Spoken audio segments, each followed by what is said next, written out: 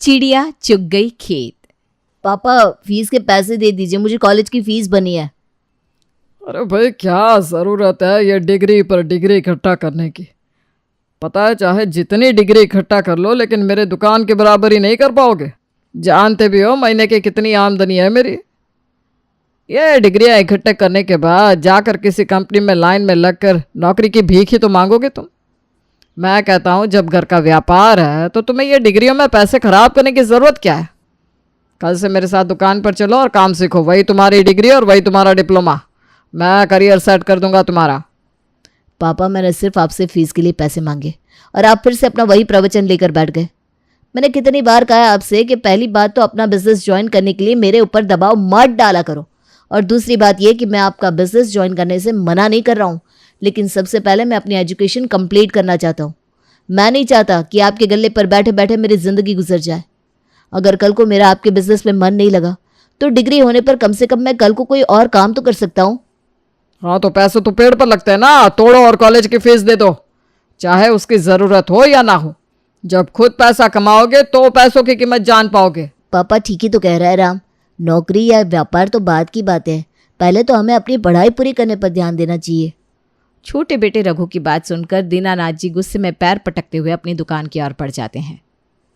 एक नंबर के नालायक है दोनों के दोनों। कहने को तो दो दो बेटे हैं लेकिन दोनों में से एक भी ढंग का नहीं है। दीनानाथ जी के दो बेटे थे जिनका नाम था राम और रघु। दो बेटों के अलावा उनकी एक बेटी भी थी जिनका नाम उन्होंने उर्मिला रखा था। जैसा कि हर हिंदुस्तानी माता पिता करते हैं, ठीक वैसे ही दीनानाथ जी भी अपने दोनों बेटों से हमेशा ही कुछ ना कुछ शिकायत करते रहते। रघु और राम चाहे जितना भी अच्छा काम कर ले, उनके पिता दीनानाथ को उनके किए हुए काम में कुछ न कुछ कमी अवश्य ही नजर आ जाती, जिसके कारण दोनों बेटों और पिता के बीच में छोटा मोटा विवाद चलता ही रहता। दीनानाथ का कपड़ों का व्यापार था, व्यापार अच्छा चल रहा था, जिसके कारण आसपास के दुकानदार और व्यापारी उन्हें अच्छी तरह जानते थे। कुल मिलाकर उनका समाज में अच्छा दबदबा हुआ करता था। एक दिन, प्रणाम अंकल जी, कैसे हैं आप? प्रणाम बेटा, हम तो बहुत अच्छे हैं, लेकिन माफ़ करना आपको पहचान नहीं पाया। अरे हाँ अंकल, माफ़ कीजिए, मैं आपको अपना परिचय देना ही भूल गया। वो सर्वोदय नगर मार्केट में राधे राधे साड़ी वाले हैं ना? हाँ हाँ, राधे राधे साड़ी तो विश्वकर्मा जी की है। विश्वकर्मा जी को तो बहुत अच्छे से जानते हैं। उनके सुपुत्र हो क्या तुम भाई? नहीं अंकल, मैं ये कहना चाह रहा था कि जो राधे राधे साड़ी वाले हैं ना, उनके पास में एक जैन क्लॉथ भंडार है, उसके सामने जो द्वारिका प्रसाद जी का लहंगों का बिजनेस है, वो मेरे मम्मी के चाचा के लड़के के दोस्त हैं। मतलब मामा जी लगते हैं मेरे। बस उन्हीं से आपके बारे में सुन सुनकर बड़े हुए हैं हम तो। अच्छा अच्छा, माफ़ करना बेटा, मुझे तो ध्यान ही नहीं पड़ रहा है कि आप किसके बारे में बात कर रहे हो। अरे अंकल, इतना बड़ा बिजनेस है आपका, इतना काम रहता है, कहाँ ध्यान रहेगा आपका। बड़े व्यापारियों को कहाँ छोटे छोटे दुकानदारों की डिटेल्स याद रहती है, लेकिन आपके जैसे इंसान से जो एक बार मिल ले, वो आपको इतनी आसानी से भूल थोड़ी ना सकता है। मैं बता रहा हूँ ना, मेरे मामा जी तो आपकी इतनी तारीफ करते हैं कि क्या बताओ। आप यकीन नहीं करेंगे, मैंने अहमदाबाद से MBA किया हुआ है, लेकिन उसके बाद भी मेरे मामा जी ने मुझसे साफ कह दिया, देखो इंटर्नशिप करने के लिए किसी कंपनी वम्पनी में जाने की ज़रूरत नहीं है। अपने दीनानाथ जी हैं, उनके पास जाओ, उनसे सीखो बिजनेस के गुण, वो सिखाएंगे। उनकी तरह व्यापार चलाने वाला ना कोई हुआ है ना कोई होगा। बस अंकल जी, इसीलिए आपसे आशीर्वाद लेने चला आया। बेटा तुम्हारे मामा जी का नाम तो मुझे बिल्कुल ध्यान ही नहीं आ रहा। बाकी मेरी इतनी तारीफ करते हैं, मेरे बारे में इतनी बातें जानते तो ज़रूर मेरे साथ मिलना जुलना रहा होगा। पता नहीं, लगता है उम्र असर करने लगी है, याददाश्त बड़ी कमज़ोर हो गई है बेटा मेरी। अंकल, अभी आपको यही लग रहा होगा ना कि आप में ऐसी तो कोई खास बात नहीं कि कोई आपके बारे में इतनी बातें करे, लेकिन सच बात यह है कि हीरे को कहाँ पता होता है कि वो कितना कीमती है। अरे आप तो वो हीरा है कि आपकी चमक के आगे सब फेल है। बस अंकल जी, आपका आशीर्वाद चाहिए, मुझे भी आपकी तरह बड़ा बिजनेसमैन बनना है। रॉबिन के मुंह से अपनी तारीफ सुनकर अब तो दीनानाथ जी फूले नहीं समा रहे थे। अरे बेटा तुम खड़े क्यों, आओ आओ बैठो यहाँ पर। तुम्हें देखकर बहुत खुशी हो रही है बेटा। आजकल के बच्चे तो जैसे बड़ों का सम्मान सत्कार करना भूल ही गए, लेकिन तुम्हें देखकर एहसास हो रहा है कि हर युवा खराब नहीं है, बल्कि मेरे ही सिक्के खोटे हैं। बुरा मत मानिएगा अंकल, लेकिन आपके जैसे महान इंसान की परवरिश मिलने पर भी आपके बेटों में वो बात नहीं है जो होनी चाहिए थी। अरे अगर मुझे आपके सानिध्य में रहने का मौका मिला होता ना अंकल, तो आज मैं क्या से क्या बन गया होता। अरे बेटा क्या करे, जब अपनी किस्मत ही खराब हो तो एक तरफ तुम और एक तरफ मेरे बेटे, दोनों के दोनों निकम्मे नालायक। उनकी तो बात ही मत करो। अरे मेरी एक बात सीधे तरीके से उनके दिमाग में ही नहीं जाती। 1000 बार कहा कि चलो मेरे साथ दुकान पर बैठकर कामकाज सीखो, कुछ अनुभव ले लो, लेकिन दोनों के दोनों साफ मना कर देते हैं। अरे अंकल, काश मैं आपके साथ रहकर आपका आशीर्वाद ले पाता, मेरी तो लाइफ ही सेट हो जाती। दुखी मत हो, देखो तुम भी मेरे लिए मेरे राम और रघु जैसे ही हो। अच्छा ठीक है, ऐसा करो कल से तुम दुकान पर आ जाया करो। तुम्हारा काम सीखने का बहुत मन है ना बेटा?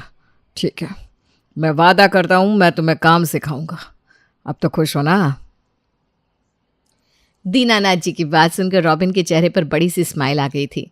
खुशी से उछलते हुए वो दीनानाथ जी के एक बार फिर से पैर छूता है और 2-4 मक्खनदार बातें करने के बाद वहां से निकल जाता है।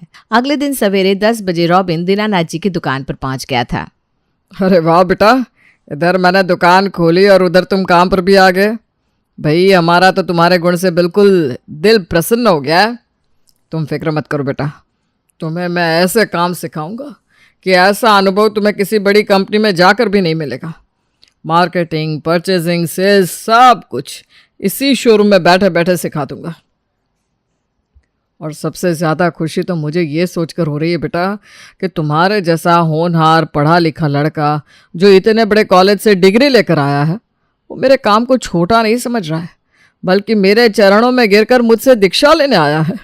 जो ज़मीन से जुड़ा रहता है ना, जीवन में सफलता उसी को मिलती है। पता नहीं हमारे बेटों को ये बात कब समझ में आएगी। उनको तो ऐसा लगता है कि 4 किताब पढ़ ली तो दुकान पर बैठना गवारों का काम हो गया। ये पता नहीं कि सारी ज़िंदगी इस दुकान पर बैठ कर ही उनके बाप ने इतनी दौलत कमाई कि आज वो बड़े बड़े कॉलेज में जाकर पढ़ाई लिखाई कर पा रहे हैं, मोटरसाइकिल पर घूमते हैं, यार दोस्तों में धाक जमाते हैं। ये सब आसमान से तो नहीं गिरा, इसी दुकान पर बैठकर कमाया है मैंने। आप फिक्र क्यों करते हैं अंकल जी, मैं भी तो आपके बेटे जैसा ही हूं ना। आप जो भी काम हो, जैसी भी मदद की ज़रूरत हो, बेझिझक मुझे कहिएगा। आपकी मदद करके मुझे बहुत खुशी होगी और बदले में मुझे आपसे कुछ भी नहीं चाहिए। मैं तो बस आपका आशीर्वाद लेने यहाँ आया हूँ। धीरे धीरे रॉबिन दीनानाथ जी के दिल और दुकान में अपनी जगह बनाने में कामयाब हो गया था। दीनानाथ जी के ऊपर रॉबिन का खुमार कुछ ऐसा छाया था कि रॉबिन के आगे अब उन्हें अपने दोनों बेटे रघु और राम नालायक नहीं, मां नालायक दिखाई देने लगे थे। दुनिया भर की सारी काबिलियत अब उन्हें सिर्फ रॉबिन में नजर आती और राम और रघु जैसे उनके लिए उनके दुश्मन हो गए थे। देख रहे हो भैया, पापा के ऊपर तो मुझे लगता है इस रॉबिन ने कुछ काला जादू कर दिया है। अरे पापा थकते ही नहीं उसके नाम की बंसी बजाते हुए, और ऐसा लगता है कि जैसे भूल गए कि हम उनके बेटे हैं और वो एक बाहर वाला। अपनी दुकान का हिसाब किताब और गल्ला ऐसे ही किसी बाहर वाले को सौंप दिया जाता है क्या? मुझे पता था तुम दोनों की सोच बस यहीं तक जा सकती है। तुम्हें यही लगता है ना कि रॉबिन बाहर वाला है, इसीलिए मुझे उसे दुकान के कामों में शामिल नहीं करना चाहिए। तो ठीक है, मैंने डिसाइड कर लिया है कि अब वो बाहर वाला नहीं रहेगा, बल्कि उसे मैं अपने घर में जगह दूंगा। क्या कहना चाहते हैं पापा आप? हमें घर से निकाल कर उसे गोद लेंगे क्या? नहीं नहीं, गोद लेने की क्या ज़रूरत है। अरे उर्मिला है ना, वैसे भी शादी की उम्र हो गई है उसकी। कब से कोई अच्छा लड़का तलाश कर रहा हूँ। तुम दोनों नालायकों को तो कोई चिंता ही नहीं है कि घर में जवान बहन है, उसके बारे में सोचे, लेकिन मुझे तो सोचना पड़ेगा ना, मेरी इकलौती बेटी है। मैंने सोच लिया है कि मैं उर्मिला का हाथ रॉबिन के हाथ में दूंगा। अरे बड़ा काबिल लड़का है वो, पढ़ा लिखा है, उसके साथ हमारी बेटी हमेशा खुश रहेगी। और सबसे बड़ी बात, लड़का बड़ों का आदर सम्मान करना जानता है। आज तक 1 रुपया नहीं लिया उसने मेरी दुकान में से, लेकिन सगे बेटे से भी ज़्यादा मेहनत की है दुकान के कामों में। मुझे तो यकीन ही नहीं होता कि आज के ज़माने में भी रॉबिन जैसे लड़के हैं। रघु और राम दोनों ही अपनी इकलौती बहन उर्मिला की शादी उस रॉबिन से करने के लिए कतई तैयार नहीं थे, क्योंकि रॉबिन सारी बातें गोल गोल किया करता था। लेकिन दीनानाथ रॉबिन पर आंख बंद करके भरोसा करने लगे थे। बेटा रॉबिन, हमने सोचा है कि हम अपनी बेटी उर्मिला की शादी तुमसे कर दें। भाई दिया लेकर भी ढूंढेंगे ना तो तुम्हारे जैसा योग्य लड़का हमको नहीं मिलेगा। लेकिन बेटा किसी तरह का दबाव नहीं है तुम्हारे ऊपर, तुम उर्मिला से मिले हो, अच्छे से सोच समझ लो। अगर तुम्हें ये रिश्ता स्वीकार हो तो हम तुम्हें अपना बेटा बनाना चाहते हैं। मेरे जैसे अनाथ बच्चे को बहुत बड़ा सम्मान दे रहे हैं अंकल आप। अरे आपकी बेटी से शादी करने जितना बड़ा ख्वाब तो मैं कभी भूल से भी नहीं देख सकता। मुझे तो समझ में नहीं आ रहा मैं आपको क्या जवाब दूँ। देखिए अंकल, दूर के रिश्ते के मामा जी के रहमो करम पर पला बड़ा हूँ मैं।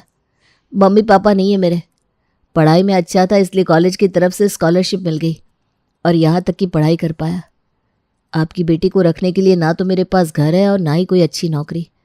फिर किस मुंह से कहूँ कि मैं उर्मिला से शादी करने के लिए तैयार हूँ। बाकी उर्मिला में तो कोई कमी नहीं है। वो लड़का खुश नसीब होगा जिसकी शादी उर्मिला से होगी और वो आपके जैसे महान आदमी का दामाद बनेगा। अरे बेटा, तुम क्यों इतनी फिक्र करते हो? अब अगर तुम्हारा हाथ अपनी बेटी के हाथों में दे रहे हैं तो इस नाते तुम भी तो मेरे बेटे ही हुए। और जब ये दोनों नालायक इस घर में रहकर मुफ्त की रोटियां तोड़ सकते हैं तो तुम क्यों नहीं? आज से हमारे घर को तुम अपना घर समझो बेटा, और बस शादी की तैयारी शुरू करो। मैं नहीं चाहता कि शुभ काम में कोई भी देरी हो।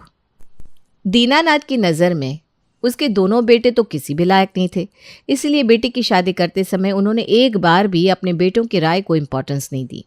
रॉबिन और उर्मिला की शादी हो चुकी थी और शादी के बाद रॉबिन अब इस घर में रहने लगा था। अभी तक अंकल जी कहकर बात बात पर झुककर प्रणाम करने वाला रॉबिन शादी के बाद कुछ बदला बदला सा नजर आने लगा था। राम, कहाँ जा रहे हो बाइक लेकर? क्या कुछ बात है क्या? हाँ, बात बस इतनी सी है कि अगर तुम काम नहीं कर रहे हो तो खर्चने से पहले तुम्हें परमिशन तो लेनी पड़ेगी, क्योंकि घर में जो भी पैसा आ रहा है ना उसे कमाने में मेरी और पापा जी की मेहनत लगी है। अब पापा तो तुम्हें ज़्यादा कुछ कहेंगे नहीं, लेकिन मुझे तो हिसाब किताब देखना पड़ेगा ना। बोलो मत, ये घर मेरा है और ये दुकान भी जिसमें बैठकर तुम मुझसे सवाल जवाब कर रहे हो। अपनी याद में रहो राम, बोलो मत। अब मैं तुम्हारा जीजा हूँ और जीजा के साथ थोड़ा इज्जत से पेश आना सीख जाओ, वरना तुम्हारे और तुम्हारी बहन के लिए अच्छा नहीं होगा। रॉबिन की इस तरह खुली धमकी देने से राम बिल्कुल सख्ते में आ गया था। रघु, तुम्हें पता है मैं ना कहता था ये रॉबिन मुझे ठीक नहीं लगता। आज मुझे खुली धमकी देकर गया है। कहता है अगर उसके कहे से नहीं चला तो उर्मिला के लिए अच्छा नहीं होगा। पापा ने भी बिना कुछ सोचे समझे हड़बड़ी में उर्मिला की ज़िंदगी इस रॉबिन के हाथों में सौंप दी। मुझे तो अब सिर्फ उर्मिला के लिए डर लग रहा है, कहीं ऐसा ना हो कि कल को प्रिया की सारी ज़िंदगी खराब हो जाए। अभी तक जो हुआ सो हुआ, लेकिन अब हमें थोड़ा सतर्क रहना होगा। पापा के साथ हमारा मन मुटाव है, लेकिन सबसे बड़ा सच है कि वो हमारे पापा है और हम उनके बेटे। हमारी आपसी फूट का फ़ायदा इस रॉबिन ने उठाया और उसी का परिणाम है कि आज वो हमारे घर में जमकर बैठ गया है। पता नहीं क्यों मेरा दिल कहता है कि इसके इरादे कुछ और ही है। ये हमारे घर पापा की भक्ति करने के लिए नहीं आया। इसकी तारीफ़ों के पहाड़ मुझे हमेशा से ही झूठे लगते हैं। ज़रूर कुछ न कुछ बहुत बड़ा प्लान कर रहा है ये। रघु और राम का शक रॉबिन के ऊपर हर गुजरते दिन के साथ गहराता जा रहा था और इसी कारण अब वो उसकी हर हरकत पर छिपकर नजर रखने लगे थे। घर में रहने पर तो वो रॉबिन को यही दिखाते कि वो रॉबिन से डर कर रह रहे हैं, लेकिन अब उन्होंने रॉबिन के हर पल की खबर रखनी शुरू कर दी थी। कुछ दिन बाद, बधाई हो पापा, आपका ये बिजनेस जिस पर आपको बहुत बड़ा घमंड था, जिसे आपने अपने बेटों से भी ज़्यादा प्यार किया, वो आज से आपका नहीं रहा। अब आप या तो इस दुकान पर एक नौकर की हैसियत से काम करेंगे या फिर उस नौकरी से भी निकाल दिए जाएंगे। क्या बकवास कर रहे हो तुम? दिमाग खराब है क्या? नहीं पापा, दिमाग तो मेरा ठीक है। ये पेपर देख लीजिए, आपका दिमाग ज़रूर खराब हो जाएगा। रघु अपने पापा के सामने कुछ कागज़ रख देता है। उन कागज़ों के मुताबिक दीनानाथ ने अपनी सारी प्रॉपर्टी रॉबिन के नाम कर दी थी, जिसे रॉबिन ने किसी थर्ड पार्टी को बेच दिया था। अरे झूठा है ये पेपर। मैंने अपना बिजनेस मकान कभी भी इस रॉबिन के नाम नहीं किया। अरे मैं क्यों अपना सारा बिजनेस इसके नाम करूंगा? मैं क्या सड़कों पर भीख मांगूंगा? अरे बेटा, चाहे मैं लाख तुमसे नाराज हूं, लेकिन अपने बेटों के साथ इतनी बड़ी नाइंसाफी नहीं कर सकता कि सारी संपत्ति दामाद को देकर बेटों को सड़कों पर ले आऊं। आपकी सोच लेने से क्या होता है पापा? जिसको आपने पूरी दुकान का करता धरता बना रखा है, वो तो अपनी पोजीशन का फ़ायदा उठाएगा ही। जब घर वालों से ज़्यादा बाहर वालों पर यकीन करने लगते हैं ना, तो बाहर वाले ऐसे ही फ़ायदा उठाते हैं। आपको हमसे किस बात की नाराज़गी है? बस इसी बात की ना कि हम उस रॉबिन की तरह दिन रात आपके सामने आपकी जय जय नहीं करते। अरे सारी बातें झूठी है, उसकी शक्ल से झूठा मक्कार नज़र आता है वो।